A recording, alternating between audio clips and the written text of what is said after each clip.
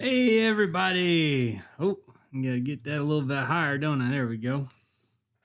All right. Hey PMC Thrall, welcome everybody to Friday night. Back again, back from vacation.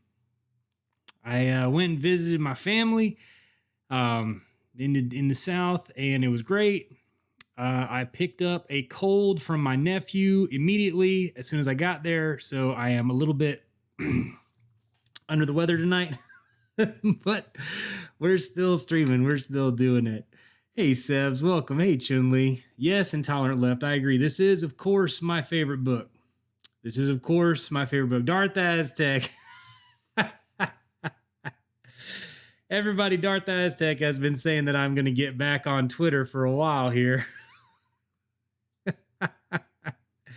Now hear me out, Darth Aztec. I look like a fascist. Well, sometimes I would say I look like a country person, and a lot of liberals think that country people look like fascists.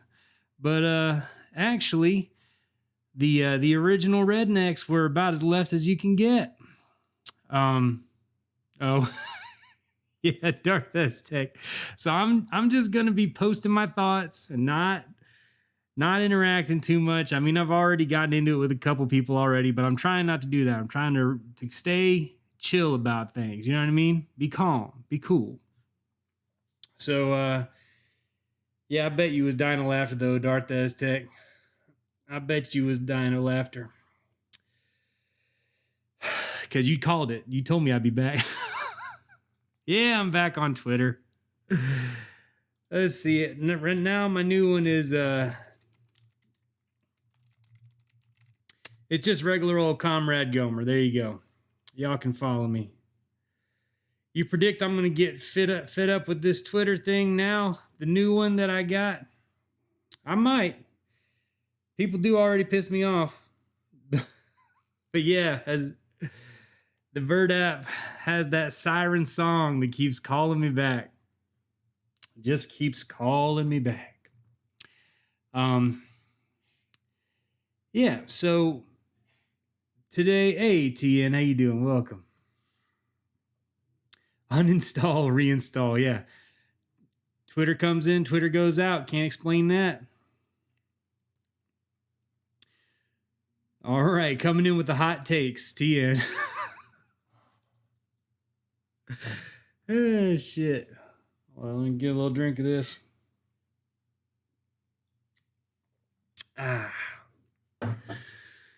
Well, I sure do like them non-alcoholic beers. Okay, so what are we doing today? Let's just get down to business. We're going over Blood in My Eye, written by George Jackson. This is my favorite book, so I'm going to try to do it good. But specifically, let's get into the specifics right away. This is part of a series that I'm making for bringing up regular ass talking points to regular ass people. All right. Hey, Elijah, thank you so much for the resubscribe. I appreciate that. Let me do a little finger dance. Oh, that's rough, Jason Voorhees. I mean, that is certainly a big part of why I left. I don't know what happened with your friend. I don't know if it was real or what. But yeah, I had a smear campaign against me, but then I have also seen other people who were people's friends and they got credibly accused of abuse. So it's impossible to tell on Twitter who's real and who's fake, who's good and who's an abuser. So I understand leaving the Bird app for that. There's no accountability. Basically, bad people can get away with doing bad things. They can reinvent themselves extremely easily, and good people can get accused of dumb stuff and never have any consequences for people who are falsely accusing them. So it's a two-edged sword of shit on both sides. Hey, Viking, welcome. Yeah, you can't, Ian. You can't find a better reason. So this series that I'm doing, we're going to just be going over the main ideas of the book. I'm not getting into all of the details of the book. I'm not doing a complete coverage, but I'll be covering some details and making some references, right?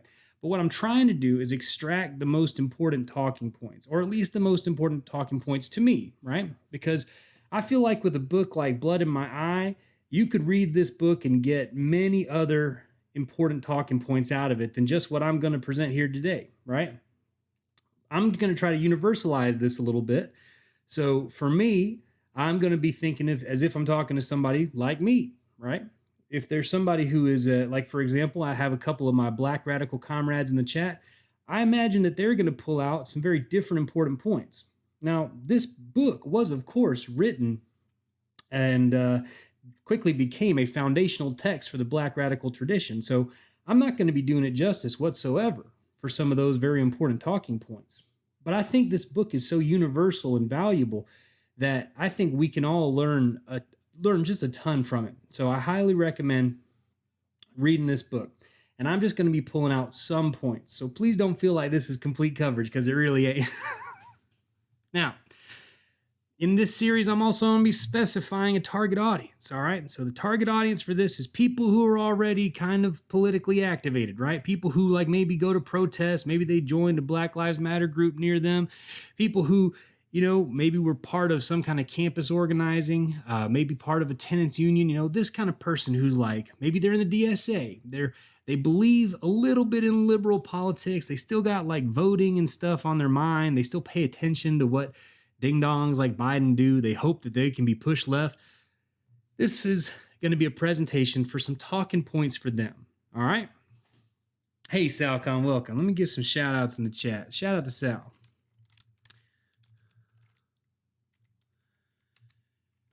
Oh, boy. Americon, you were funny for a second, but now you are no longer funny. Yagadee, dagada. Trying to hit me with a gotcha about Mein Kampf. Let's give a shout out to Sebs Dev as well. Hey, Sebs, I'm glad you're here. Hey, Lost in Nowhere, welcome. Glad you're here. All right, so basics of this book are it's a collection of letters and essays. It is not a book that has a discrete kind of through line through it, right? He goes over a lot of different things, and a lot of things that I really care about, the things that I presented on the first time, I had to cut out because I'm trying to shorten this down to a one shot. You know what I mean? Present the main ideas, get in, get out. He wrote it. He completed it days before he got killed by the prison guards during an alleged escape attempt. There is no evidence that he was trying to escape. He never even talked about wanting to escape. He definitely got killed as a political prisoner, right? He was originally put in jail for just robbing a gas station, but they kept him for years, and then they falsely accused him of murder in prison, right? He got accused because he was the only black person in the area when it happened. There was literally nothing linking him to the prison murder. Also, his younger brother died trying to break a few prisoners out from a courtroom. And this is very important because he was actually using Angela Davis's guns, I found out recently.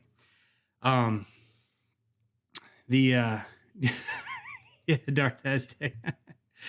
Oh, for sure, Tsunli. It was a very suspicious escape attempt. It don't even make sense. Yes, Jamie, exactly. He said in jail there were many attempts on his life. He was regularly beaten. We'll get into that in a second because he kind of spells it all out for sure. Chunli, this is my favorite book. And it's very, people say when they talk about this book that it is like fire poured out onto the page. George Jackson has a clarity and passion, a ferocity that is in many ways unmatched. He is an amazing writer. He grips your heart while teaching you, while taking away every lie that you've been told about this country.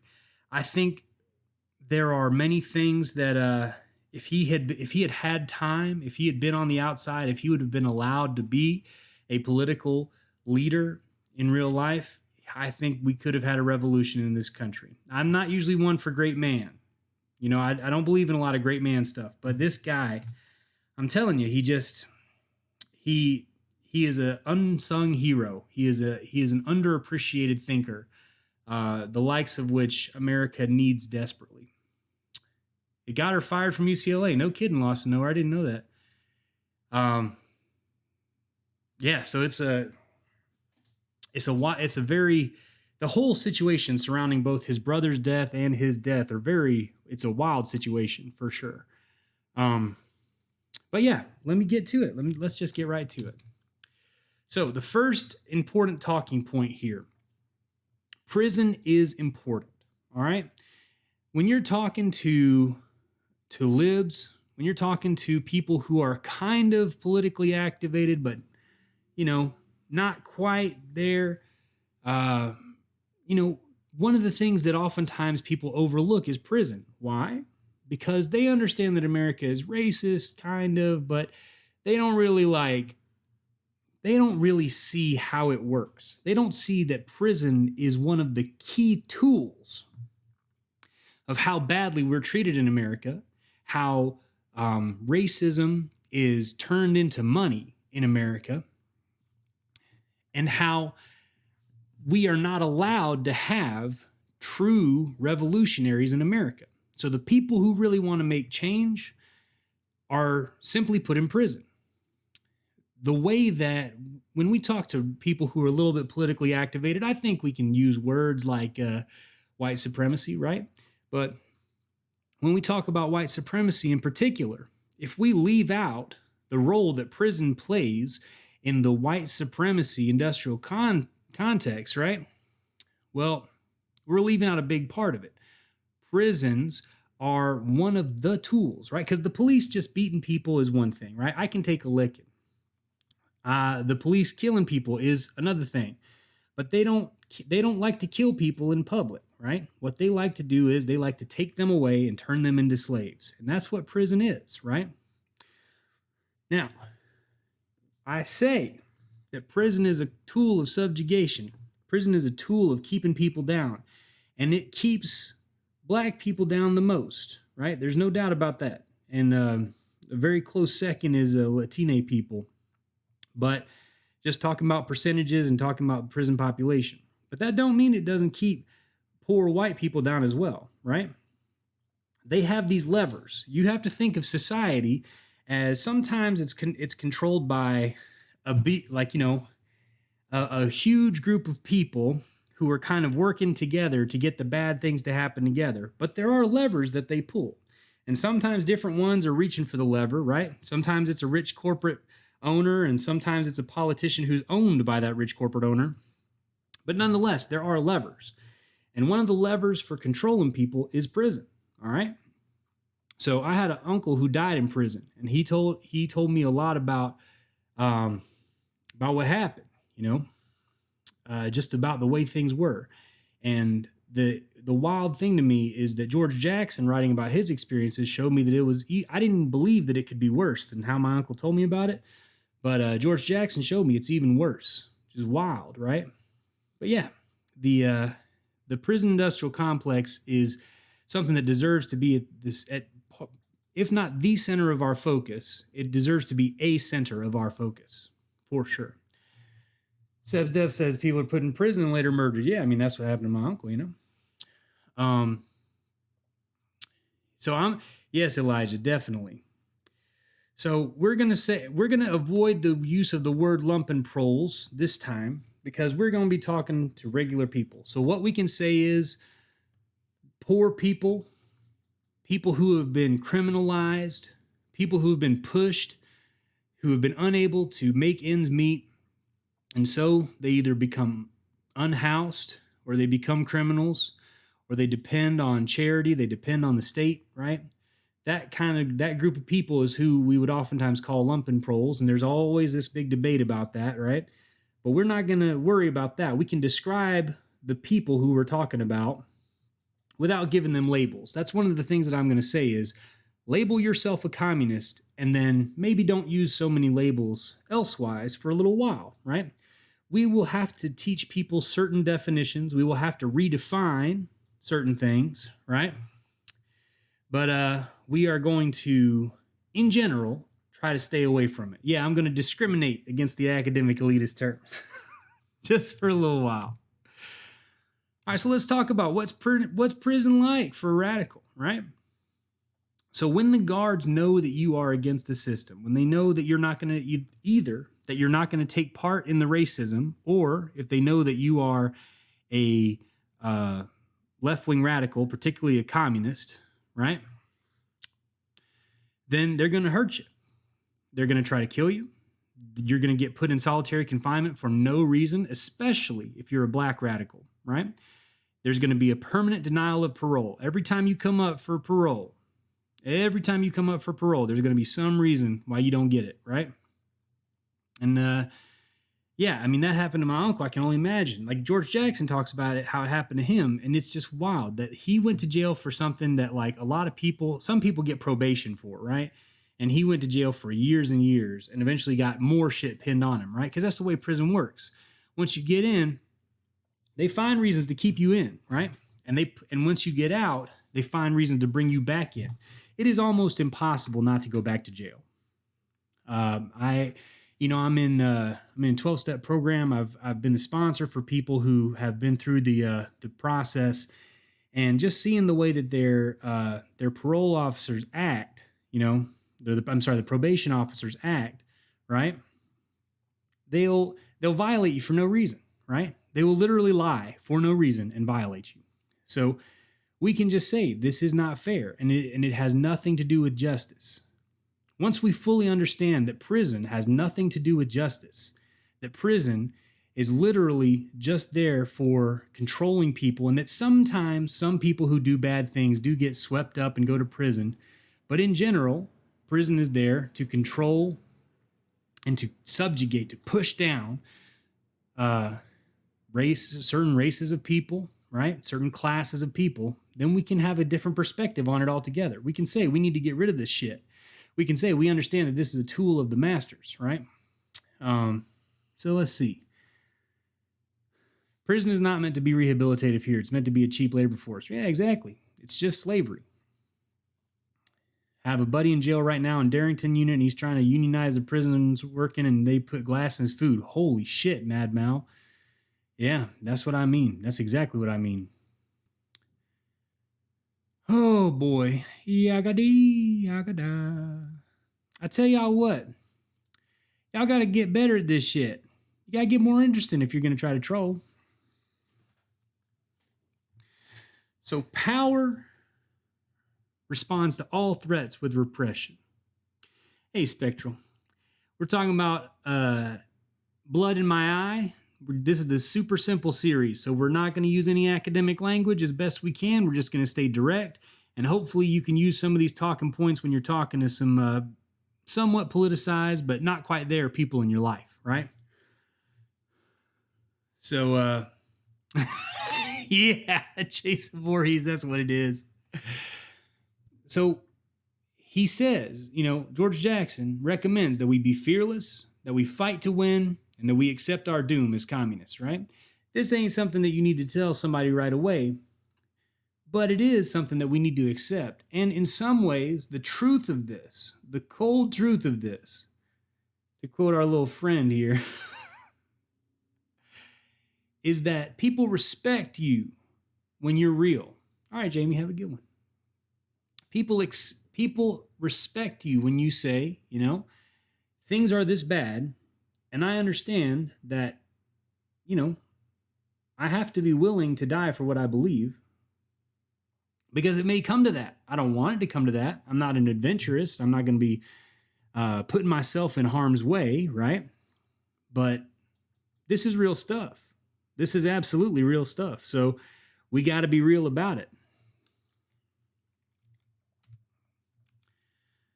So because prison is used to suppress all liberation movements, that means liberation movements based on race and on class, right? So most prisoners are black and none of them are rich. Anybody who's in prison is almost guaranteed to be poor, George Jackson says. And almost all the crime that people do get arrested for is traced back to economic issues, right?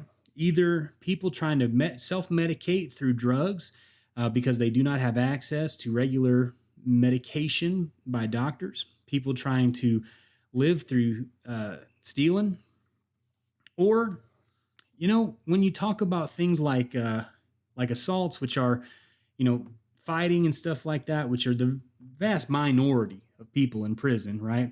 It is not very many people who is in there for that, right? Even a lot of those, like you don't go to jail for that kind of shit if, like for fighting and such. If you're super rich, right? They get you off. You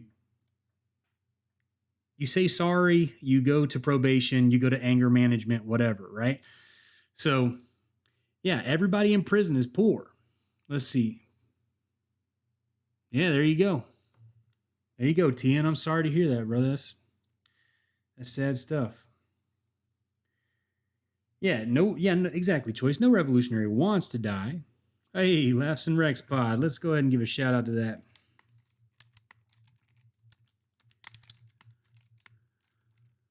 There we go. So,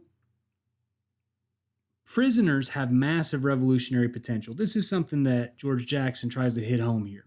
The unity of the revolutionary prison movement can teach people outside that you don't have to agree. You don't have to be the same, right?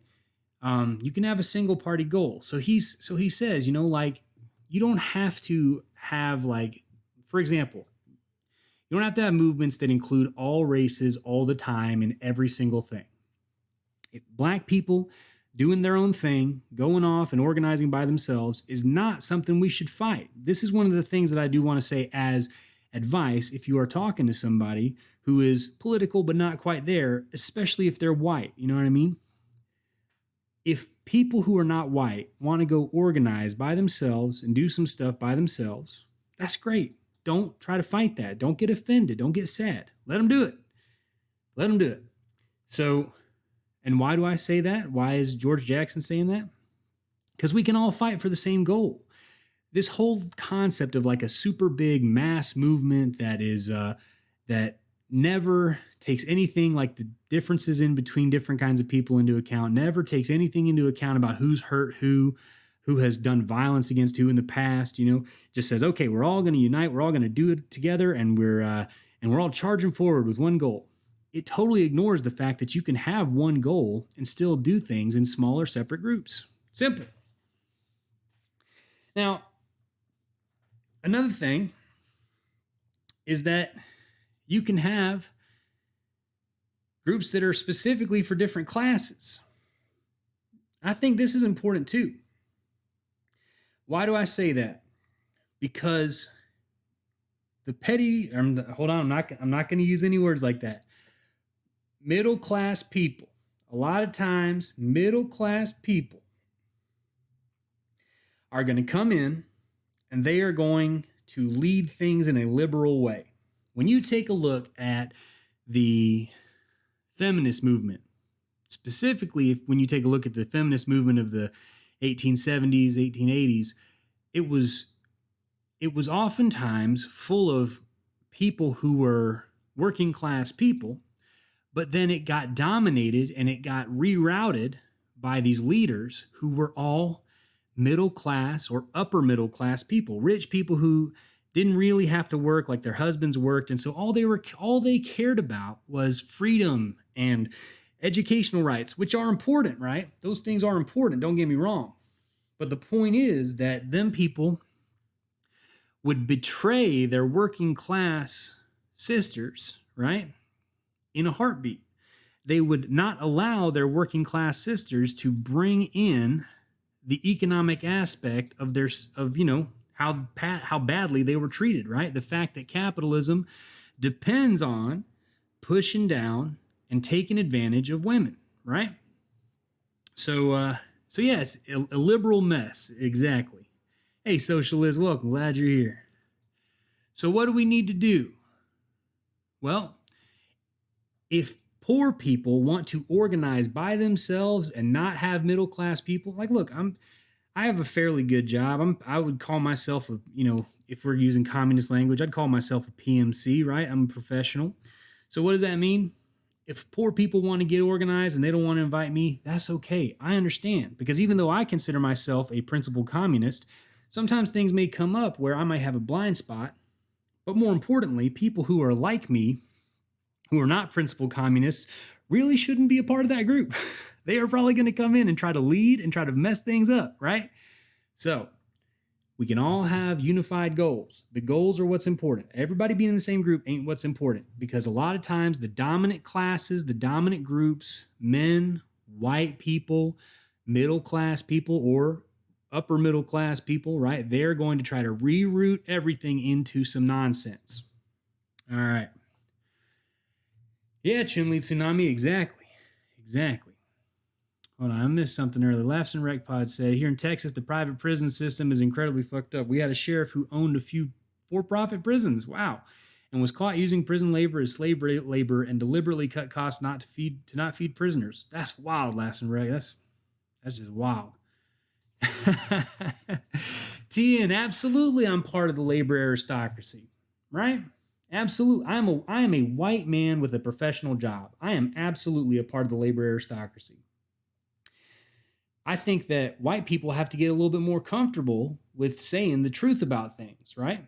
And I can say very clearly that my motivations, right? My motivations for being a better person, for seeing the way that capitalism is, and not trying to make myself, to avail myself of it, right? To benefit from it as best I can by pushing the people down underneath me, right? The fact that I want to fight against that, right?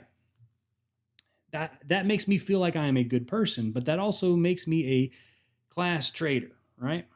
I have to be a class traitor. I have to be a race traitor, right? Those things are important to own, right? And to admit to. Hey, Anarchist Laboratory, Sean. Let's give a shout out to Anarchist Laboratory. Jason Voorhees, how would I explain labor aristocracy to regular people? Well, one thing I would say is that you can at least say that there is not just one working class in America. There are different groups that are abused worse than other groups. And there are groups that serve as the abusers, even though they don't become rich, even though they don't become part of the owning class. That owning class uses those people to push down those other people. And those groups are men and white people, right? Now we can always get into all the other different kinds of bigotry and such, misogyny, transphobia, homophobia, such like that. But what is really important here, I didn't name all the bigotries right then. I just did a couple off the top of my head.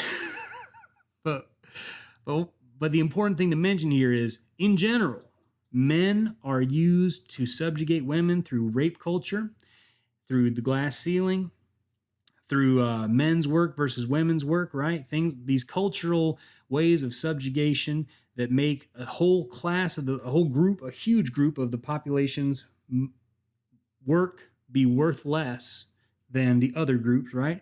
And when we talk about white people versus all the other, not all kinds of non-white people, right? Systemic racism is a huge part of it, right? But the white people uphold systemic racism oftentimes through personal bigotry as well, right? So we have these two things going on. These white people who are blind to systemic racism, but who also take full part in it, right? Who serve as the overseers. And we call it management. We call it police, right? So yeah, that's what I would say. It's just an intro kind of thing, you know what I mean? That is what I would say for labor aristocracy, because we don't just talk about who has more money. We have to talk about who is hurting who. Not realizing this means you don't really understand solidarity. Mask off clan too. There you go. Yeah. I'm colorblind. I treat everyone like shit. Yeah, that is not good. Yeah, Chun-Li, I feel that. For sure. Me too. When I was younger, I had no concept. You know what I mean? I had no concept of my personal part in systemic racism. I didn't. I thought that because I did not burn crosses in people's yards, that I was a good person. And that is a very normal white liberal view, right? We have a very hard time accepting that we are a part of it. Because the day you accept that you're a part of it, that's the day you have to commit to a lifetime of doing something against it, or you are a full-on racist, right? So a lot of people, they push that away. They don't want to have that conversation with themselves. They don't want to get into it like that. You know what I mean? So, couple of interesting ideas. Hey, Caboose, welcome. We're talking about blood in my eye. Here's some points for the next section. 1, things are fucked up. This country is fucked up. It is not on an upwards trajectory, right? Things are not getting better. We are not a part of the best time in history to be alive, or whatever bullshit people try to say, right? Just because we got antibiotics and can eat at McDonald's, right, doesn't mean that people, like, our family members aren't getting killed, right? That we aren't working ourselves to death and having like early heart attacks and shit. So don't let people tell you that we're on an upward trajectory, right? Things are fucked up. Okay. 2, it is on purpose. It is on purpose. Things don't have to be fucked up the way that they are, but they are. So that means somebody's making it happen, right? And 3, we cannot fix these things in the ways that we have been trying to fix them. All right? George Jackson gets into it. Capitalism is not resilient.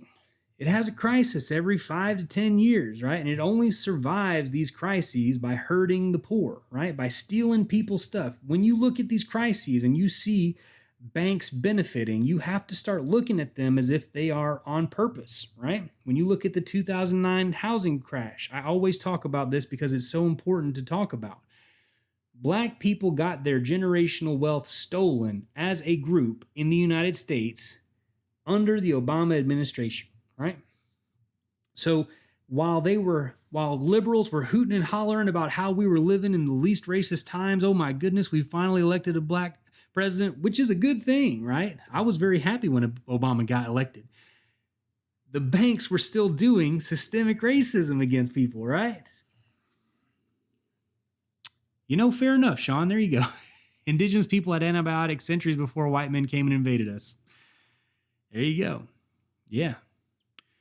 Oh, yeah, Port Nicholas. Spoilers. Although this is just the high points. There's going to be plenty of meat in there that I'm not going to spoil for you. Okay. The podcast one.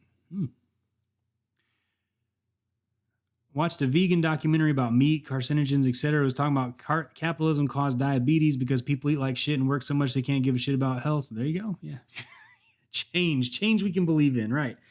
And I think it's okay to make fun of that, right? Not to be racist about it, because some people will accidentally slip into being racist shitheads about it. No, we can say like, wow, look, we really thought that things were going to change because we had done the non-racist thing, as far as we had finally tried to do something different from having a continuous forever line of white men being our country's leaders, right? But yeah, that didn't stop the systemic racism from doing its thing that it always does, right? And so capitalism fails and survives by hurting the people who are subjugated, the people who are pushed down. So that's the poor, and that's women, and that's black people, right? International charities are not a good thing, right? Charities at home are not a good thing. They work with the CIA. They work with the military, right? There is no such thing as a good billionaire. These people literally only get by hurting us, right? By working us to the bone, by finding new ways to work us harder and harder. And you can look at Jeff Bezos for that. You can look at how Jeff Bezos became the richest man in the world by squeezing his employees even harder during a goddamn pandemic, right? Nice, Gumo. Glad to hear that. Glad to see you. Howdy to you. So when we look at our system, people getting gradually richer, people getting gradually more free, having law and order, having stability, none of that stuff is real. None of that stuff is the point, right? Things would be organized differently if that were the point. There are things that cost more money to do wrong, right? And when we look at that, a lot of times liberals will look at that and be like, why do we do it like this? What is the point? And when you finally give up that bullshit, when you finally give up that feeling of like, oh, why is it like this? And you say, it's on purpose. It is on purpose that it is like this. There are people who choose to make it like this in order to hurt us, right? Whenever we get it down to that kind of level, that realistic level where there are people who cause pain and get money for causing us pain, then we can start to think about the way society really works. We can start to think about the way to really fix things. Because when we start from that lie of like, oh, it's confusing. Oh, I don't know why things are done the way they're done. I don't know why we have a healthcare system that costs more and serves people less, right? If you stay in that mindset, you'll never be able to think of a solution because you'll be stuck trying to figure out how to make it better and trying to figure out why there's confusion, right? Well, we have the answers right in front of us as long as we're willing to be a little bit spicy about it. So George Jackson says all black prisoners are political prisoners. He says they are re-enslaved. Slavery didn't go away. And you know what? We can consider that as true. So when we look at these great emancipators, right, when we look at people like John Brown, and we think, wow, if only all the rest of them would have been like them. That's what we got to do, right? We have to be like John Brown. We have to be militant, ready to fight, as in really fight, physically fight, if we want to be good white people, right? Just living and trying not to be racist is not enough. It's difficult sometimes to admit that and to go with that, right? Because you just want to live. You just want to get by. You don't want to cause any problems for anybody. You don't want to do any racism to anybody. But the simple fact is that you exist in systemic racism that is specifically set up to help you and to hurt others, and that we still live under slavery. We do not have chattel slavery as such anymore, but we still have plenty of slavery in the United States, right? So when we really admit that, when we don't just say it and verbalize it, when we're not just like, oh yeah, slavery still exists, when we really in our hearts understand that slavery never went away, that we literally still have slavery in this United States, right? Well, that'll change things for you, right? You start looking at things different. Yeah, hell yeah, Gumo. I like to hear that. Yeah, you can do spicy fighting. Yeah, you can use it for good. Hell yeah. I agree, leftist rebel. John Brown did nothing wrong, indeed. I mean, I think he did nothing wrong. Who knows? I haven't read his whole biography, but I think he did nothing wrong. Yeah, whiteness and white supremacy has been designed to make it part of the identity for white people. So there's another reason why it's hard for them to fight it. Yeah, there you go. Got to be better than John Brown. He was too reckless with black and brown lives. There you go, too. Yeah, we do got to be better than John Brown. I hope to do something like what he did one day. So George Jackson also says politics as usual don't work, right? So these things like voting drives, getting involved with unions, just regular, pure and simple unions, trying to push groups and leaders to the left, right? All that shit doesn't work, right? And why doesn't it work? Well, if it could have worked, sometime in the last 100 years, it would have worked, right? Because these things have been tried over and over and over, right? We can literally look at 120 years of trying shit that is not violent revolution. I mean, in 1870, Marx himself wanted and hoped to be able to do things without violence. Like Marx was the original Demsoc. Don't quote me on that. But what he found after the Paris Commune and what he saw happen again and again is that straight up, you can't do it. You cannot do it without violence. If you're not taking shit from rich people, you're doing it wrong. Hell yeah. I got called a tanky in a black shirt for saying this the other day. Well, whoever called you that is a weak little lib, and I hope they cry to their mommies. Only thing I fuck with is unions, but they are futile to a point. Well, and this is what he gets into. This is what I think is very interesting here, all right?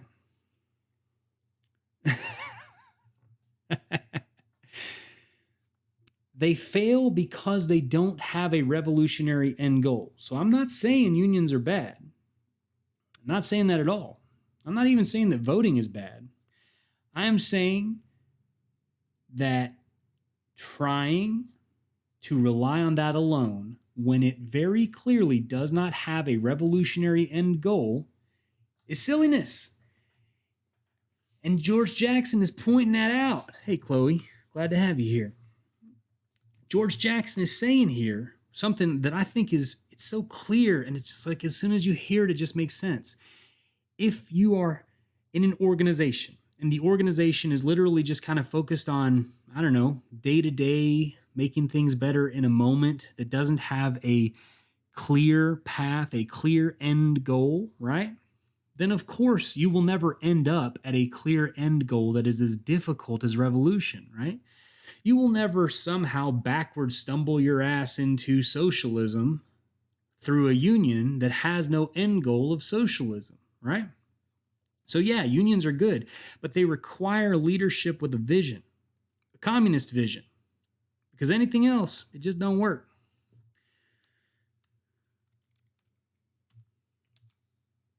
Now, here's the spicy take from George Jackson, is that what we're trying to do by itself don't really work either, right? Just having rallies and protests, yeah, that there's a good side to that, right? But if you're just having a protest and then everybody goes home afterwards, you ain't done anything. George Jackson says you have to have people going around getting names, getting people signed up, getting people plugged in, right? You need to have people joining groups as a result of going to the protest. Just depending on them to get inspired at the protest and go home and like get on Google and try to find your group later. That's not what it's about. It's not what he's saying. He's saying that don't work. You have to get them plugged in. You have to make the protest mean something, have a concrete goal, have it part of a greater system, a through line towards revolution, right? Because things that happen that don't have this through line towards revolution, y'all see what happens. People get tired, right? People get tired. They don't see anything happening like they need, and they get tired. So, yeah, I mean, I even look at my tenants unions and I think like, yeah, we're not building towards something. And so as a result, we kind of oftentimes have people come and go. There's this push and pull related to what's going on with the evictions in the area. But yeah, we have no through line. We have no ultimate goal. And that matters. This is where I feel communist parties failed last summer, not going to and organizing protests enough to keep up the momentum. Well, I'll tell you, Elijah, I personally, like we talked a little bit about this, in one of my cadres, and just didn't feel comfortable going out and putting ourselves out there as if like, we should be helping to lead the Black Lives Matter protests, right? The George Floyd uprising sure didn't need to have a white face at the front of it, right? So this is where I feel that like it could have been a benefit if there were more dedicated black groups, like black communist groups like George Jackson is talking about here. If they would have been out and about recruiting, maybe that would have been a different thing. But sometimes it's just not appropriate for a white guy to be at the front of the line. Straight up, Making the environment inhospitable for capitalism. Yeah, we're going to get to that in a second. Very good. So hold on. Y'all talking some interesting stuff. Unions are a tool of the labor aristocracy to be employed in times of mass crisis in order to placate the masses with concessions. Yeah, right. They're a political tool under this mode of production. And they can be more. They can be more than that. But for now, they are not. Well, Sebs, that is an interesting question, isn't it? But all I'm saying is there are certain times when it is particularly not appropriate. You know what I'm saying? You know what I'm saying? So, yeah, spectral melodies. We'll get to that in a second. It's very interesting, right? Yes, it is a very specific type of union, ASM Marxist. Yes, exactly. So, specifically armed struggle has to stay at the heart of things, because if you put armed struggle at the heart, that has an end goal, that has something to build to, and it has something that you can say, okay, we're at step 1. How do we get to step 2? And then later on to step 3, 4, whatever, to get to that armed revolution. But there is a very clear step 2. Much of what we do right now does not have a clear step 2, and that is important. Much of what we do right now is just shot in the dark, just trying some shit out. You know what I mean? There is no step 2, and that leads people to despair. The only valid form of union activity is leadership seizure, is something that George Jackson says, and many other thinkers have thought this way in the past as well, no doubt. Let's see.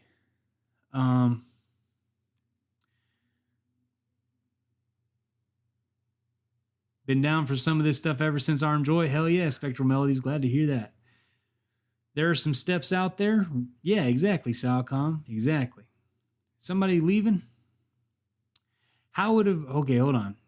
Laughs and Wreck asks, how would a violent revolution work in a nation in America since the powers that be dump billions upon billions in the military budget so that essentially the revolutionary mass would be outmanned and outgunned without a significant following within the military that we don't have? Well, that's a great question. That is an interesting question. And the answer is, I'm going to get to it because George Jackson gets specifically into this in a second. They depend on making us think that they are untouchable. It is actually 100% something that they think about and that they try to promote through propaganda every single day, right? We get messages about how untouchable the police are by seeing them on the street, by the way that they hold themselves, by the media that we engage in. We are taught that the police are an unstoppable force that will eventually kill you if you do crime, right? So all I have to say is, why do they depend on this propaganda? Why do they have to slip that into everything? If they really are unstoppable, what would happen is you would have people trying stuff. You would have these little things popping off every now and again, and they could crush them, and then people would know. You can't do anything, right?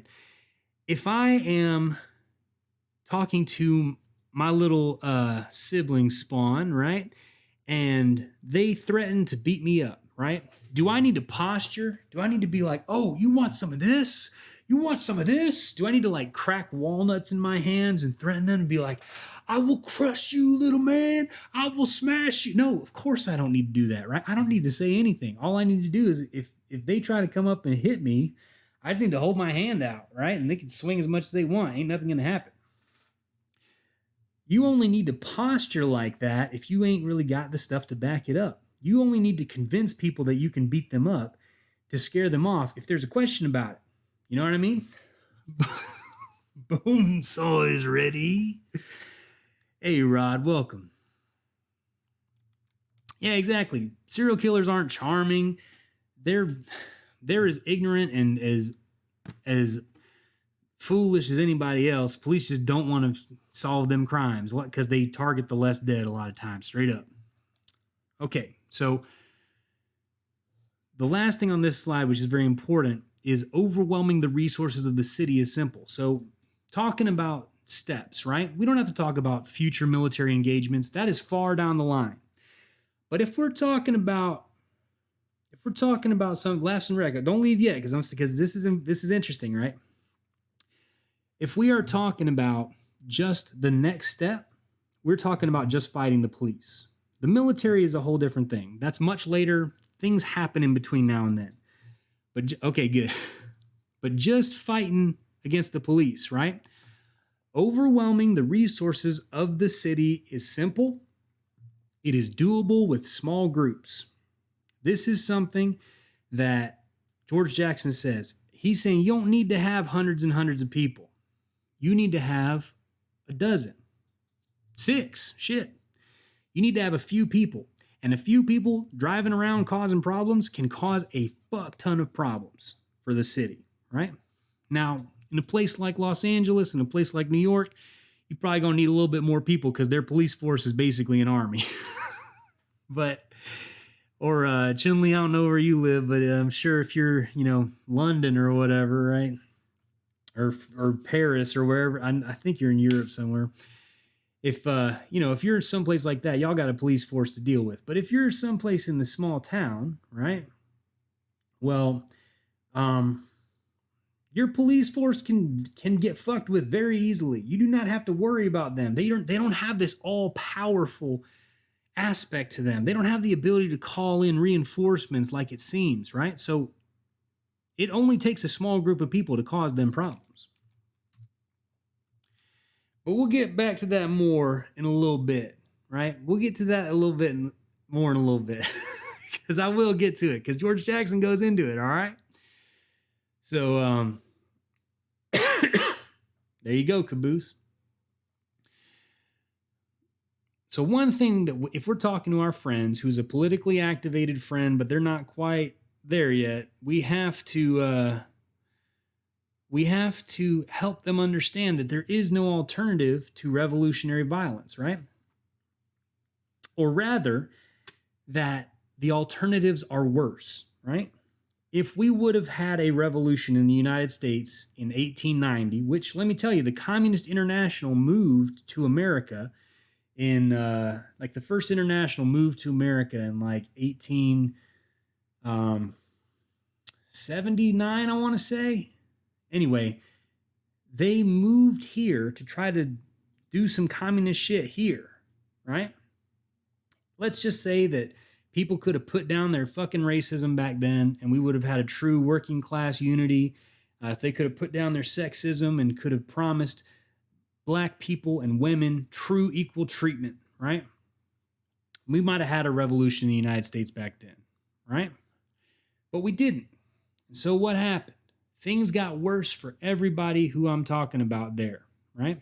I'm not talking about white men. Things have gotten better and worse and better and worse for white men over time, but things have gotten steadily worse for a lot of other people. Yeah, you have had technological improvements, but the number of people who are in prison, right? The number of black people who are in prison, who are enslaved, right, is higher now than it was then. Rape statistics have gotten worse, right? So, and I probably should have put a trigger warning at the beginning of this talk, but all my talks really can be a little bit rough, you know? But the truth of the matter is that, yeah, things have not gotten better, right? So we can expect that things will continue to not get better. And if we look overseas, we have had times of prosperity, right? The 1950s, people come back, women get jobs in factories. People come back from the war with all these skills, and so they're able to, to bring back some manufacturing to the United States. But what happens? We have exactly what Lenin predicted, where we go overseas, imperialism, and we go take raw materials from overseas, do some finishing work in the United States, and then resell them, right? So imperialism kicks off, and all of our good times have been fueled by the blood of people overseas. So personally, if somebody came to me and they said, hey, I'm going to give you $5, but I got to go punch this guy in order to give you $5, I would say, no thanks, man. I don't want that $5. I'll figure out a different way to get $5, right? So we as a culture over the last 70 years have had the government go and say, all right, I'm going to go punch this guy for $5. And we've taken it. We white men have taken the $5, right? Then later on, hey, Daria, welcome. Later on, the government came back and said, all right, I'm going to punch this guy. I'm going to give you $4. And we're like, well, what happened to the $5? The government's like, well, you're just going to have to take the $4, right? And then they keep coming back and going lower and lower. They keep, and right now they're punching people for a couple of dimes and then coming back and saying, all right, here's your dimes. So we have to understand that, like, the amount of bloodshed overseas for the benefit that we get is also shrinking. So I don't think that there is some kind of devil's bargain that is worth verbalizing that people will say, oh yeah, well, that's all right. I mean, if I can have a house and I can have kids and I can have a relatively stable job, then I'm okay with a little bit of violence overseas. Most people are not like, the truly evil Republicans who are okay with that. Most people will not accept that. They will reject that verbally and mentally. They will not understand that every time they've been propagandized, every time the damn news media has said, we have to go overseas to liberate these people from this evil dictator, right? That really what was going on was the government was offering them $5 to look the other way while they shot somebody, right? That's what imperialism is. And a lot of times it's also you making the gun. It's you manufacturing the gun for the military so they can go overseas and shoot somebody and give you $5. So, post-World War II capitalism is a completely different beast from the capitalism people were fighting prior to then, and I feel like a lot of people still haven't figured that out. Fair enough, Jason. Most of the post-war gains were from just normal post-war economics, not the SOCDEM New Deal. No? I don't know. I think that imperialism absolutely had a big part to play in the post-war gains. So people are always going to say conditions aren't right yet. Always. You'll never not have people say that. So that's okay. We don't even have to convince most people. George Jackson says most workers do not have to be politically educated before revolution. They just have to believe in you, right? So, yeah, exactly, Laughs and Wreck. Exactly. Punching people for IOUs. Yeah, exactly. God. So,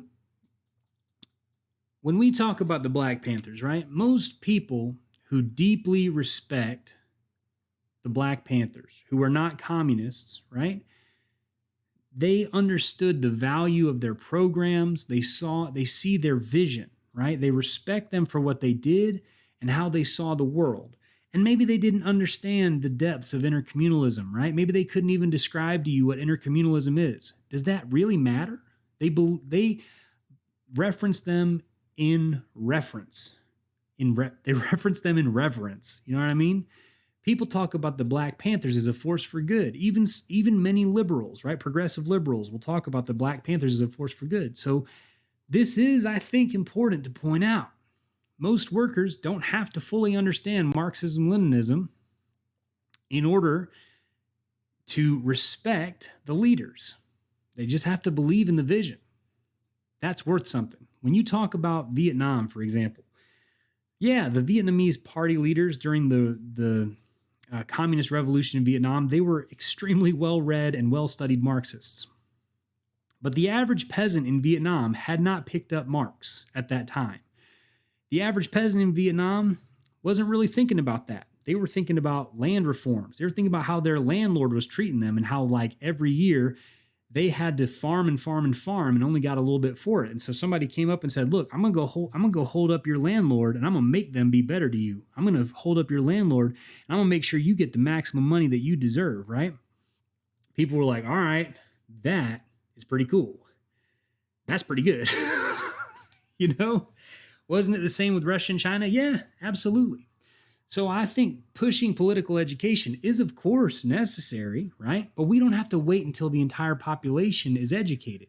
We don't have to wait for revolution until we get everybody on board. We simply have to be respected by the people, and they have to see us working for them in ways that the government does not, in ways that the government can't, right? Because if the government is fascist, and I am going to use the word fascist, and we're going to get into why, but if the government is fascist, they simply cannot help the regular people in any meaningful way for any period of time. They have got to be only helping the people who will help them subjugate the others, right? Straight up. All right. Vampire Hunter D, I remember you before. So you can hang out for a bit. I timed you out before. I do remember timing you out. So we'll see what happens. Daria, it's good to see you. Daria, say hello. It's good to see you. Solidarity has a real ride or die energy. Hell yeah, absolutely. Cops, feds using the same tactics as they did in the Middle East. Yep. So, revolutionary violence is organized violence. All right. Hey, ICB, welcome. This is important. Why is it that people will do things like get fed up and then go shoot up the post office or something, right? Why is it that people get so worked up that they will do something violent, but many people will like feel very uncomfortable with doing a planned trap against somebody who's doing violence on them. Certainly desperation is a part of it, Rod. There's no doubt about that. But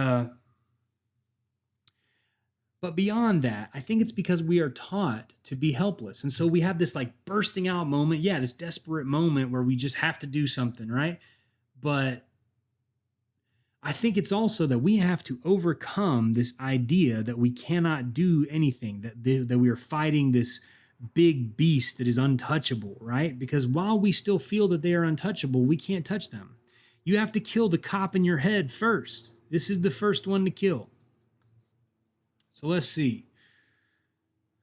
Tien says, I met this black liberal earlier. They're the deputy minister of self-defense for the provisional government of the Republic of New Africa. Oh, that's fun. And her whole thing is she doesn't like either socialism or capitalism. Makes no sense. Just never committed to doing the reading, but she still struggled alongside the Panthers because she believed in their principles for self-determination and liberation. Ballin'. And really, the ideological training is off, but her heart had her out here struggling with the group she wasn't in total agreement with. There you fucking go. There you go. That's what George Jackson's trying to say here. So, we have to change our way of approaching politics and who we look to for help, all right? Who do we allow in our inner circle? Who is our true clique? How big do we let our organizing group get? All right? How do we approach politics in general? So, this is very interesting to me. George Jackson talks about how we cannot base things on class alone anymore.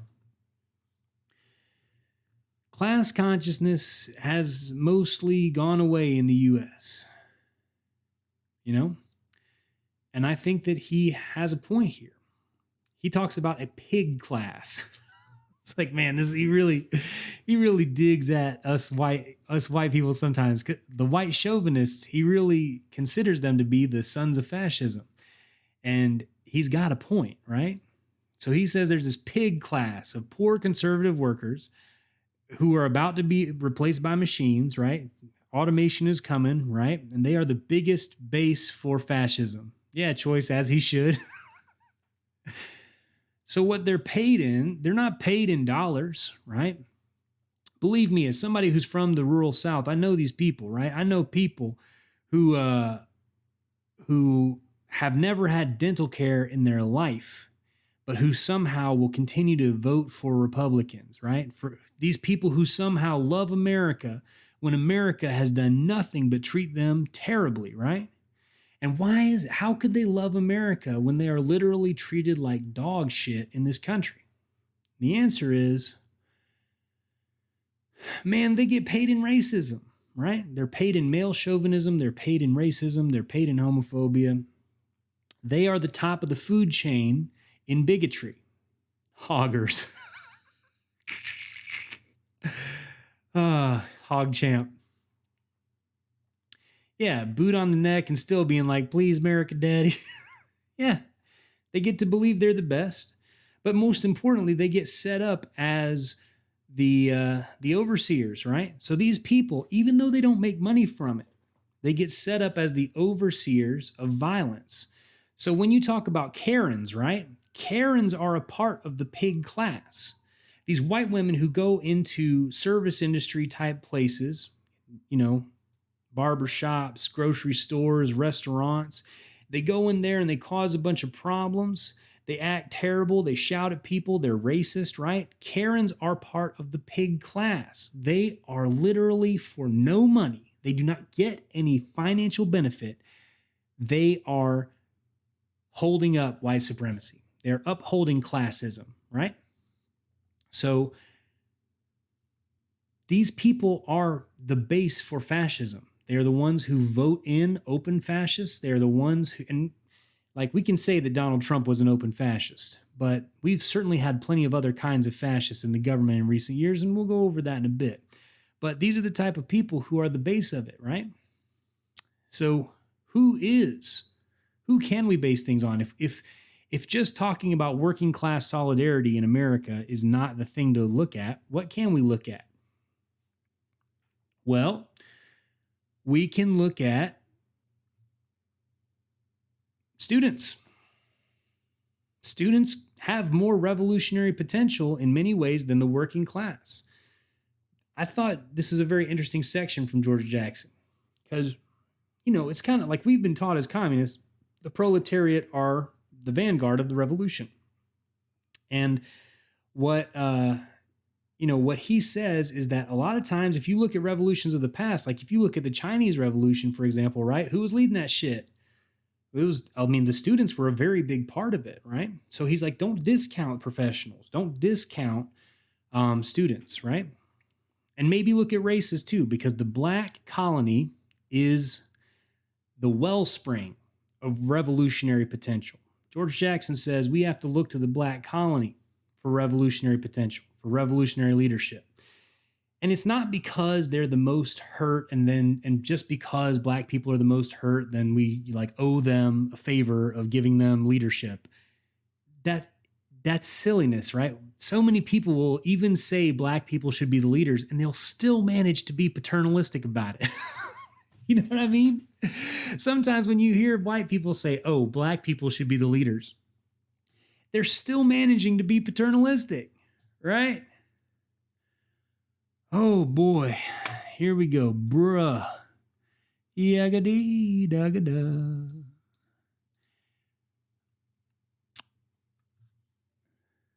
Bonk. So the reason that we need to look to black people for leadership is because they have experienced the pain. They have their eyes opened about the system. They are able to see the things that we as white people cannot see. Women can see things that men can't see, right? So we white men have to be open to learning because the other people have things to teach us, right? It is not this paternalistic thing of like, oh, they got a bad hand, so they need to be at the front, right? I'm a good person because I'm letting the black people be at the front of the line. No, please throw that shit away. You have things to learn. I have things to learn from my black comrades, from my non-male comrades, from my trans comrades, right? I have things to learn, literal things to learn, all right?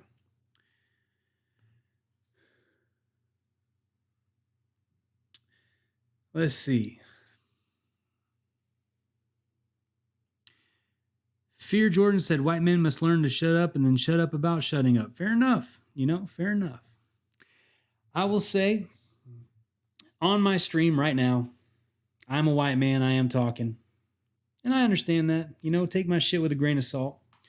But I do think that there is something to be said for the kind of white people who can listen and learn and not make a big deal about listening and learning, right? If you join your local Black Lives Matter group and you always talk this huge talk about, how you're just there to learn, you're just there to listen, right? You're fucking annoying, straight up.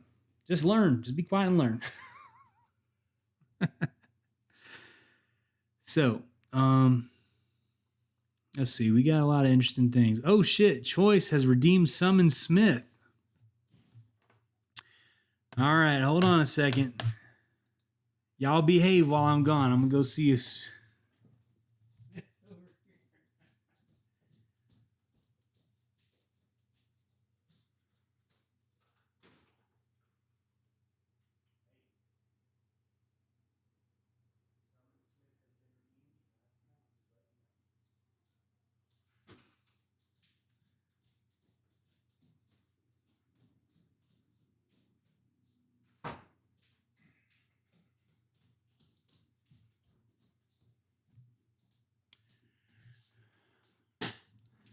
All right, chat, how we doing?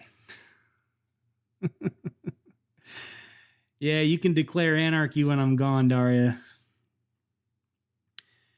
Hey, thank you, Marlon. Yeah, I am streaming tonight. I am feeling okay. I'm sweating and I'm coughing. But I'm doing all right. Thank you. All right, let's see. Okay, y'all said a bunch of interesting stuff in chat. I'm just going to catch up to the end. Darth Aztec, I can't sing a sea chanty right now. I'm sick, boy. Let's see. All right.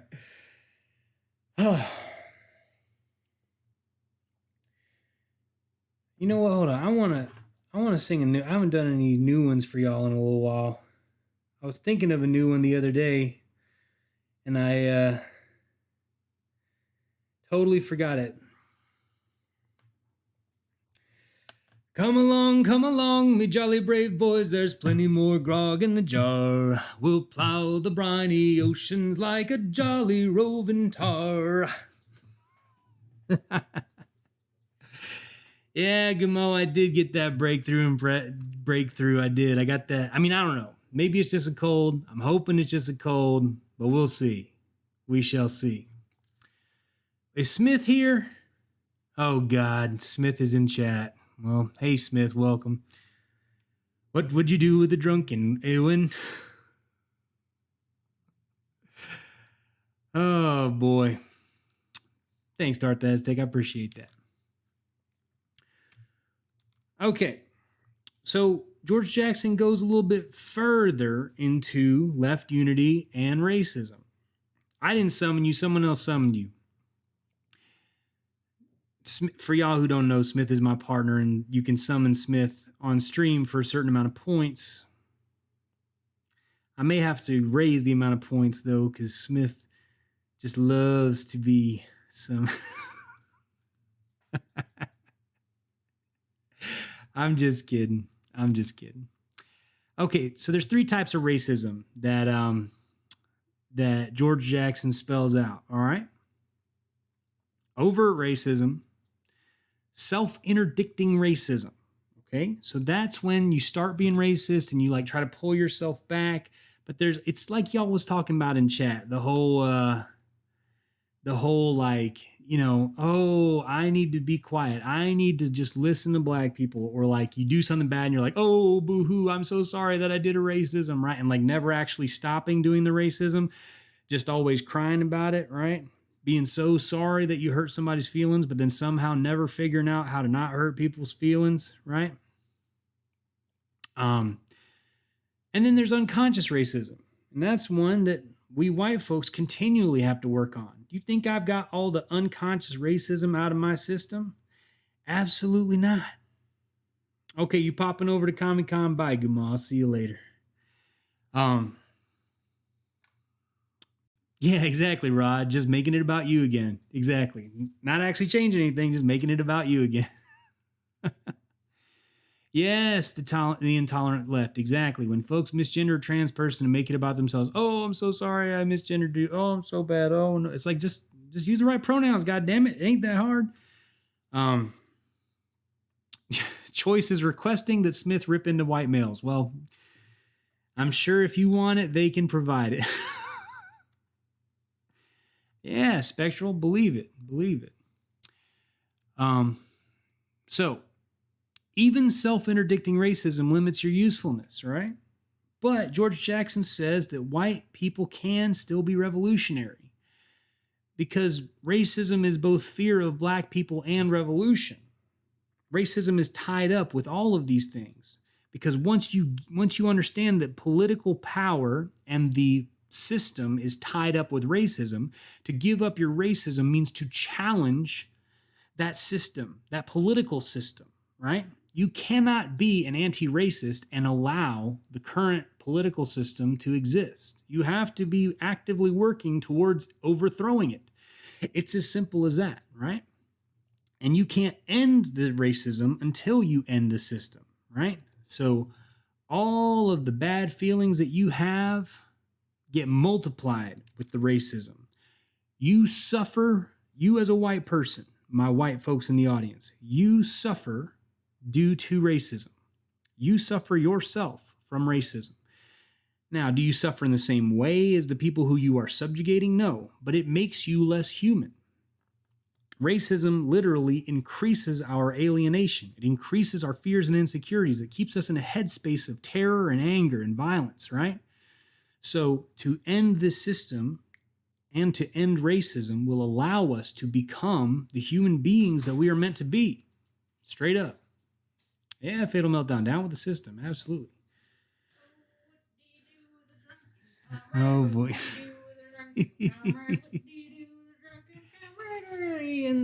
You steal my hat? Hold on. I'm Johnny Three Hats. Call me Johnny Three Hats. Three hats. I got 3 hats on. Hold on. ASM Marxist. I didn't know you streamed too. Howdy, y'all. There we go. You have so many hats on. We're talking about white men. I did not even realize you had so many hats on. Oh my goodness. Men. You are ridiculous. I hate those guys, except for this one right here. This one I love. This one's the best. That's very nice. Yes, you can see the top of my head, Daria. Don't worry, Gomer. You're not like other white men. You're a credit to your race and gender. Shut up. No, I only have 2 hats. Smith and hats on, like Smith and Wesson. I need more accessories. Coco Chanel always says, take something off every time you leave the house. And Coco Chanel's a fucking Nazi, so I need to put more stuff on. Putting on an epic Gomrad hat. Okay, that's good. Any reference getters? Wilco, yeah, hell yeah, that's good stuff. Marksy, yay, thank virtual you. Hug, virtual hug. It's okay. Not like those other whites. Smith cracked the code. Real quick though, Wilco, yeah, exactly. If you're actively working to take down the system and actively working against white supremacy, you'll find two things. One, you'll find that a lot of non-white people tend to like you a little bit more. But two, you'll find that like, hey, you're doing something. You can feel good about yourself. And even though you're still going to fuck up, and even though you're still going to benefit from white supremacy, and even though you should not ever feel like, okay, well, I'm doing something, so I'm good, I'm fine, right? You still got to work on yourself. You can at least rest assured that like you actually are doing something against white supremacy and not just paying lip service to it. Because that's the thing. Libs know deep down that that they ain't doing shit about white supremacy. I also think white people and racism is a little bit like men and being gay. If I meet a white person who is super, super, like, scared that they're gonna be racist or they think all black people hate them, it's usually because they haven't interacted with very many black people and because they are, in fact, racist. So it's like, if someone is super, like, playing white victimhood because of shit, it's like, it's like a straight guy who's, like, gay people, it's like, do you maybe have, like, your tone on yourself? Right, methinks the lady does protest too much. Exactly. Fellas, is it okay to be racist? That's good. Okay, baby. Thank you for coming by. Oh, you kicking me out? I'm kicking you out so I can continue this. You're kicking me out so more people have to redeem the points. I see your boy. This is part of the Summon Smith Industrial Complex, isn't it? Summon Smith Industrial Complex. I'm gonna go re-summon myself with my points. You're gonna re-summon yourself? Oh my god. That's right, Rod. Classic, like Coca-Cola. There's a boog in Alabama who says racism doesn't exist, but use the N-word. Well, I mean, that's pretty bad, Caboose, wouldn't you say? Wouldn't you say that's pretty bad? The Summon Smith Industrial Complex. Oh yeah, Wilco. I mean, God, I was the only person protesting the Queers for Trump rally. I was counter protesting, you know what I mean? And they were. I'm luckily a very big guy, so they didn't fuck with me too bad. But man, it's just white people are not afraid to be bad, and Latina people who are trying to cling to that whiteness, especially like there was a bunch of them at the Queers for Trump, and I'm not going to call out Latina people here because like that ain't my place, but I have seen like the queer Republican Latina people, especially around here, are like, man, they really are a class of their own. They say they're going to put me in the movies, going to make a big star out of me. SOS Smith. SOS Smith.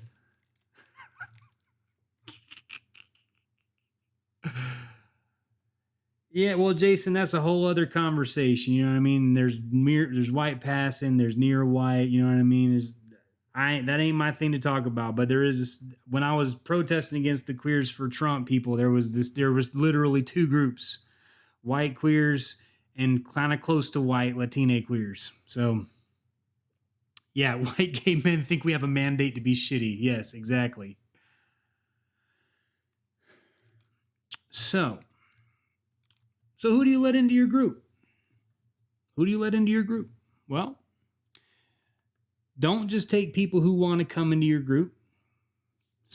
Seek out people yourself. Look for who's doing the work and you invite them into your group, right? Develop a system for it. Go do background checks, like do literal background checks for people. Look at their bank records. Be invasive, right? So George Jackson is saying you have to, if you're really going to trust somebody, if you're going to do revolutionary shit with them, don't half-ass it, right? If we're really going to do revolutionary shit together, we have to trust each other with our lives. So he says, send them out to do something that no Fed would do, right? Something real. So like going hog hunting is what he recommends. There's a different racial dynamic in Latina communities. It's complicated. Yeah, exactly, Darius. That's why I was like, I ain't going to go there. I ain't going to talk about it too much. I'm going to say what I observed, and that's it. So, white pero en español. Blanquitos. Put a pig in a blanket. Exactly. That's how you can tell who's real and who's not. He also says, give them oral and written examinations. If you really want to test somebody, and here's the thing, you're not just testing to see if they're a Fed, all right? You can knock out if they're a Fed or not with a lot of things, but to test if they're real, to test if they're really down for the work, you test them by giving them difficult things to do that a lib would not do, that somebody who's just half-assing it would not do. So like, if you give someone an oral and written examination about Marxism, if they're poor as fuck, but they've already read some revolutionary texts, they're likely pretty goddamn dedicated, right? Yeah, Spectral.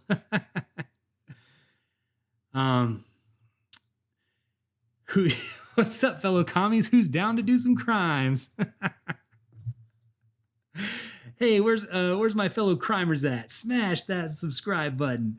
Y'all quit being nasty. Oh, of course it's Smith who's being nasty in chat. Stick to a small and committed group. He's saying the true believers can really do a lot. If you have a whole bunch of wishy-washy people, they'll fuck your shit up. And let me tell you, I know this from personal experience. If I were a crimer, I wouldn't say anything about it, lols. Well, and that's the point here, is that you don't have to say, hey, I do all these crimes. But if you have somebody who's trying to join your group and your group may be doing some extracurricular activities, you have to make sure that they prove themselves first, right? So a lot of what, yeah, exactly, TN. TN's got some good stuff here. They have a mandatory 2-year political education program where 3 unexcused absences in a row on a bi-weekly schedule gets you kicked out. I mean, that's serious, right? And I think there's a point to that. You're taking the long view. You're looking at things as in like, okay, if we're really serious, if we're really trying to set up a group of revolutionaries, then we're going to put up some roadblocks that are going to make people who are not interested wash themselves out, you know? So, Extinction Rebellion telling people to do vandalism and then turn themselves in. I mean, that is...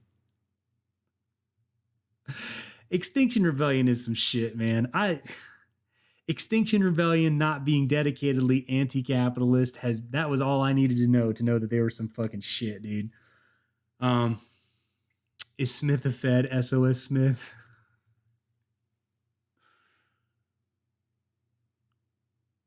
So yeah, I'm done organizing with wishy-washy people too, Mad Mal. I mean, and that's the thing. Not everybody has to be in the inner circle. What he's talking about here is you have your inner core who is willing to do some real shit. But then you have other people who you organize with, who you work with, right? Who you like send them to do some shit. You say, we're having a protest here. Come to this protest. I need you to volunteer to help me set up for this protest, right? You have people like that, no doubt, but you don't have them in the inner circle. You differentiate. That's what he's saying here. So getting back to something that I had started on before, our enemy depends on us thinking that they are untouchable, and they depend on us misunderstanding them. So,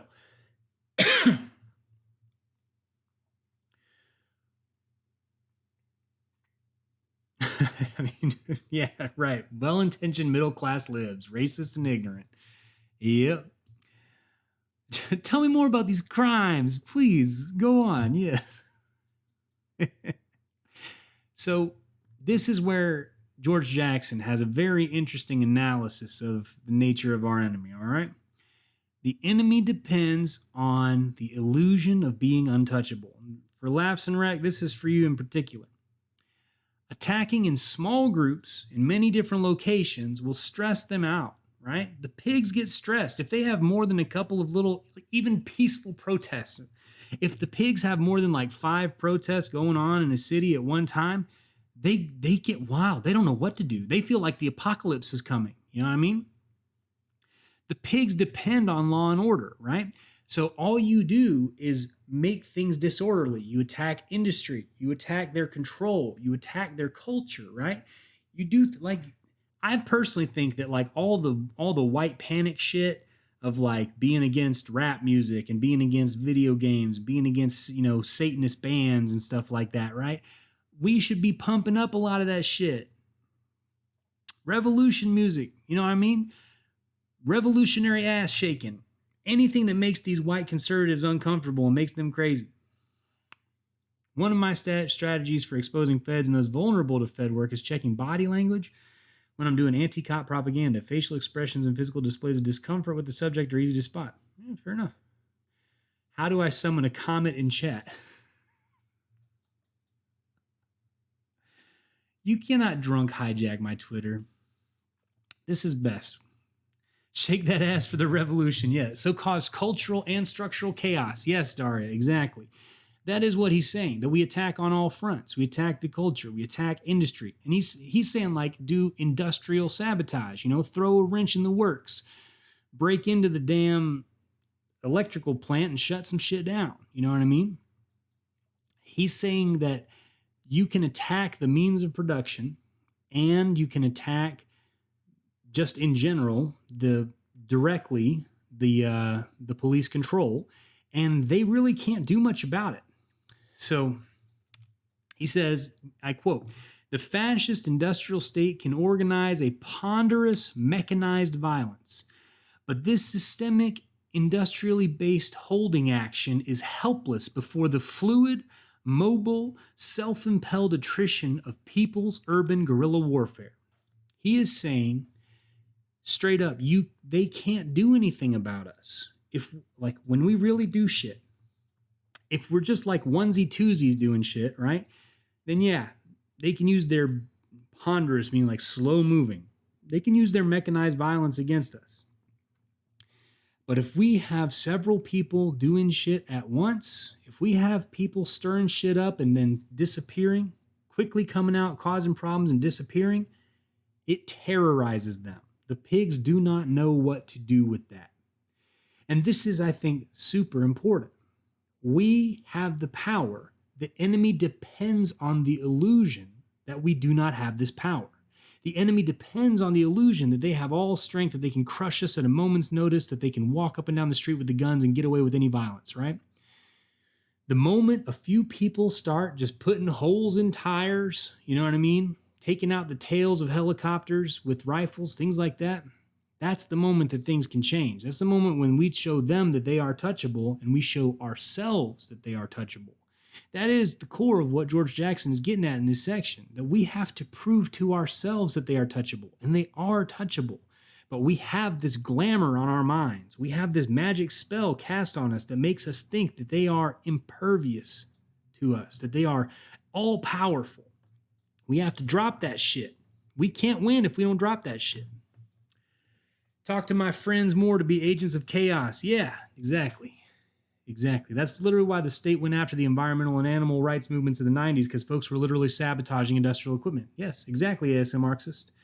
Exactly. You always look at that and you think, man, why did they make all these laws for like not videotaping inside of factory farms, right? The answer is that it was fucking with industry. That those people going in and messing things up, freeing the animals at the laboratories and stuff, straight up. Revolutionary butt shaking. I ain't joking about that. Shake your ass for the revolution.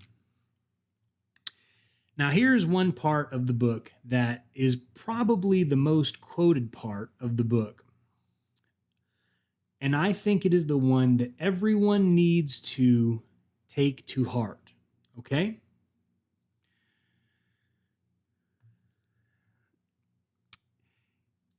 Yagadi dagada.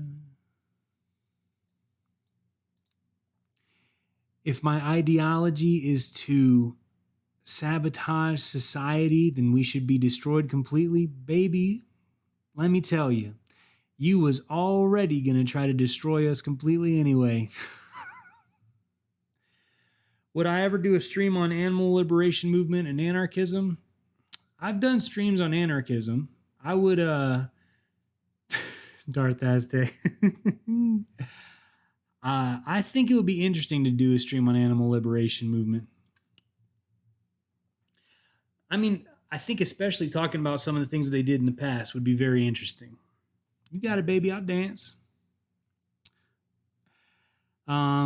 I could write a pamphlet on spotting pigs. Our class needs simple help on things like learning how to spot unmarked cars and the right dialogue to use in certain situations. Police departments got lists of words that if they hear you using them, they're obligated to give you trouble. That's interesting.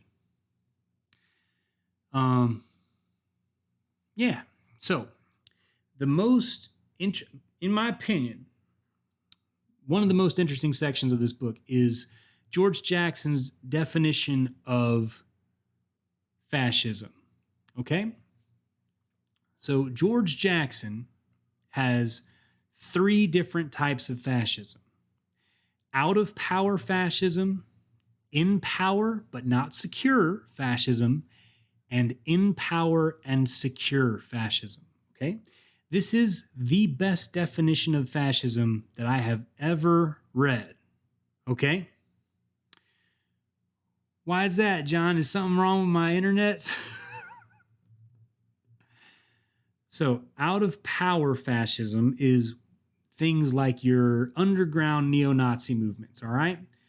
They're subversive.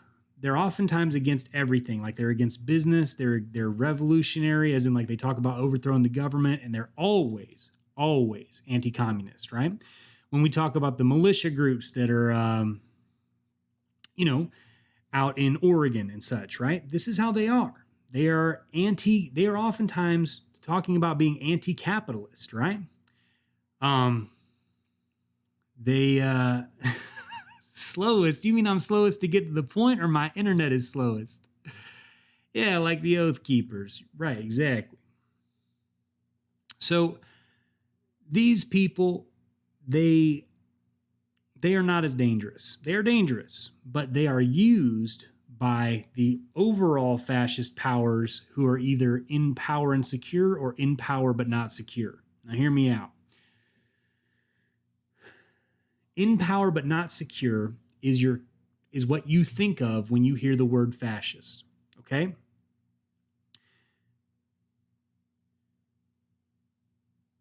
Oh shit, Sal is streaming. I'm gonna raid into Sal after this, but I needed to get to a couple of these slides real quick.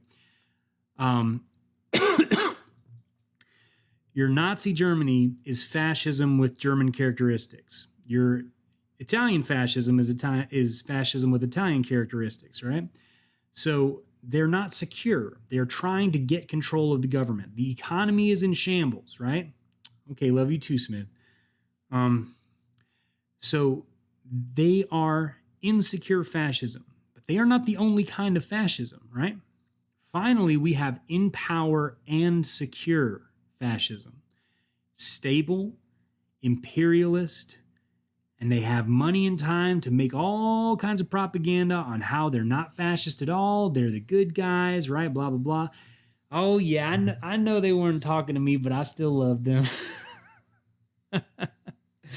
All right, TN, if you got to go sulk, I understand. T. Griff hosted with 1 viewer. Well, thank you, T. Griff. I didn't know you was streaming earlier. Yes, and that is the AKA. Exactly, T. Griff.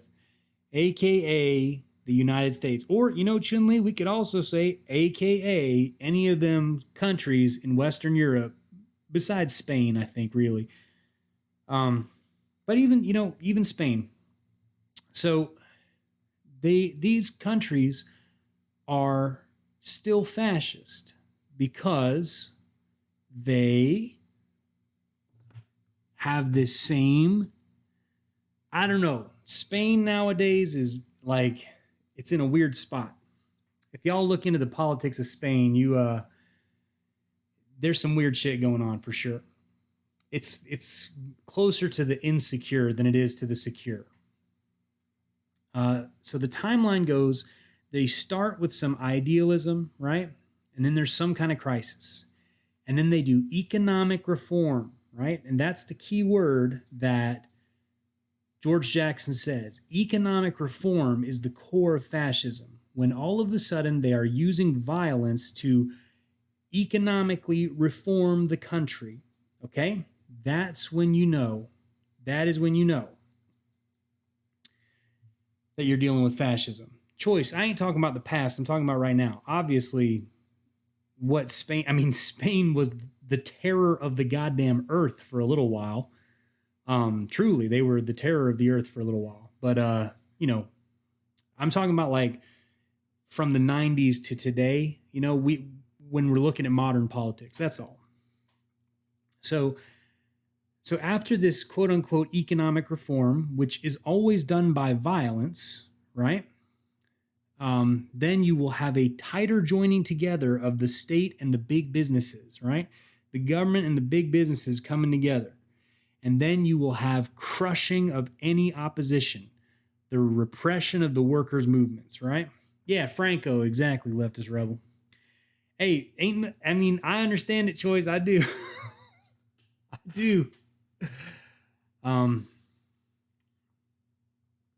Yeah, just cancel something like $4 billion in foreign aid and are privatizing the healthcare. Exactly, Chun-Li. And you can see, like with some of these recent politicians in the UK, similarly to the recent politicians in the US, because the economies are doing so poorly, the countries are slipping towards this in power but not secure type fascism, right? So the Trumps, what's the dude's name with like he looks like he's literally wearing a mop on his head, the blonde mop. These people are just like they're like open fascists, right? They're very close to being open fascists. So that's because the economy's doing poorly. The economy goes bad, the fascism comes out real ugly like. Boris Johnson, thank you, yes. The economy does a little bit better, and then they can become more subtle about it. They can, they can talk about how they're great, how they're the heroes. They can start rewriting history. You know what I mean? So basically, what we can say very clearly is if the fascists would have won World War II, if Italy, like let's leave Germany alone. Let's just talk about Italy. If Italy would have won World War II, certainly they would have annexed a bunch of land. Europe may have been split in half, right? With one side owning all of one part of Europe and one side owning all the other part of Europe, right? But we can say that their economy would have improved, things would have gotten easier, and then they probably would have had neoliberal reforms, right? They would have had increased freedom of speech, increased freedom, right? Increased, workers' rights or whatever the fuck it is. And then things would have gotten repealed. Liberalism, fascism, liberalism ad infinitum. Exactly. Fascism comes out.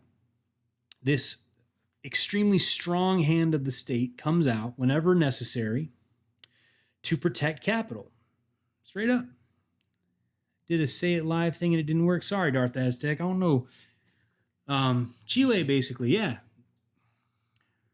Let's see. Is Alert Box on? Alert Box is on. Emotes is on. Yep. Do I think fascism would ever be considered its own mode of production? No, because fascism and capitalism are one. Simple as that. Fascism and capitalism are one. They are simply two sides of the same coin. So there's a simple path forward for beating these enemies under these circumstances. So what do we need? We need organized violence and public leaders who are not a part of that organized violence. You separate the two. This is what George Jackson says. Facetalism, yeah. All these radical leaders, like talking about the Black Panther Party and stuff, they all keep getting assassinated or imprisoned. So what do we got to do? Well, we have to retaliate. He says for every leader that gets hurt, you start striking back against the pigs, then the pigs are going to think twice before hurting these leaders. Right? Now, the federal government, of course, will try to do stuff, but if there's never any repercussions for hurting these peaceful leaders, then they can do it with impunity, right? They don't have to worry about it. They don't have to worry about a revolt, right?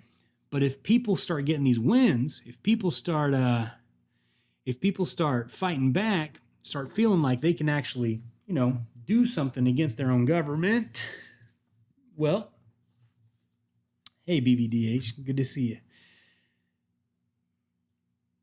Then they might strike back whenever a good leader is hurt.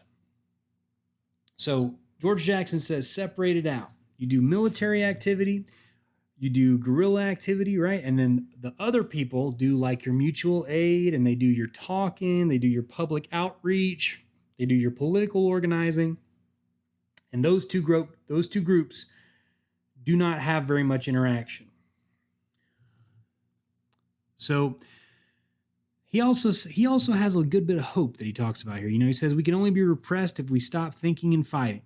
Okay, but then again, if the people lose faith in us, right, and they will lose faith in us, they will feel like the movement is killed, even if the movement's not killed. The people start to feel like the movement is killed when the leaders die. So you have to have that retaliation. You have to immediately have those wins, those times where you strike fear into the hearts of the police force whenever they kill your leaders. Because otherwise, it just looks like a win for the cops. Straight up. You have to take away that joyous win from them. Urban guerrilla warfare. So, enemies all around. People live in cities, right? So, we can't do things in the countryside like Mao and Che did, right? It has to be urban. So, right now, our oppressors are very bold. They drive around in marked cars, right? They drive around like clockwork. They'll drive around a couple of blocks and then drive around it. You can time your watch by it, right? Fly these helicopters that could be very easily taken down, right?